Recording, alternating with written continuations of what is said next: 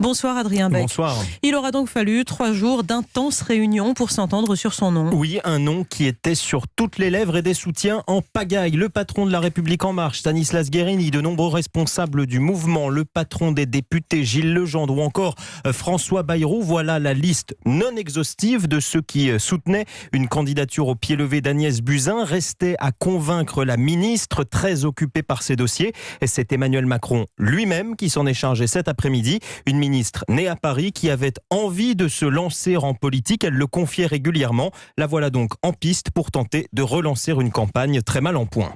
Alors la nouvelle candidate et son équipe de campagne, ils vont dans quel état d'esprit justement à cette bataille?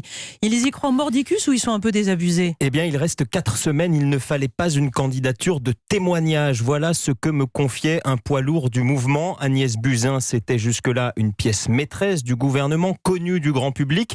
Alors certains espèrent qu'elle redonnera un nouveau souffle à la campagne. La future candidate elle-même a d'ailleurs tenu à être très claire, manière d'assurer qu'on ne lui a pas forcé la main. J'y vais, j'en ai envie, j'y vais pour gagner. Voilà ce qu'elle a déclaré à l'agence France Presse. Oui, mais ce qu'il faut noter, Adrien, c'est qu'Agnès Buzyn lâche son ministère de la Santé en pleine crise du coronavirus, alors que précisément c'était un argument pour qu'elle n'aille pas à la bataille. Argument qu'elle-même avait utilisé pas plus tard que vendredi. Je ne pourrais pas être candidate au municipal. Voilà ce qu'avait dit Agnès Buzyn, évoquant un agenda chargé. Et pour cause, cette démission intervient au moment même où le coronavirus a fait son premier mort en France. Et puis, il n'y a pas que cela. Il y a aussi la crise dans les hôpitaux. Agnès Buzyn devait aussi être dans l'hémicycle de l'Assemblée nationale dès demain après-midi pour le début de l'examen du très important projet de loi retraite. L'urgence maintenant va donc être de lui trouver un remplaçant. Parmi les noms cités ce soir, celui du député de l'Isère, Olivier Véran. On évoque aussi l'hypothèse d'un redécoupage du ministère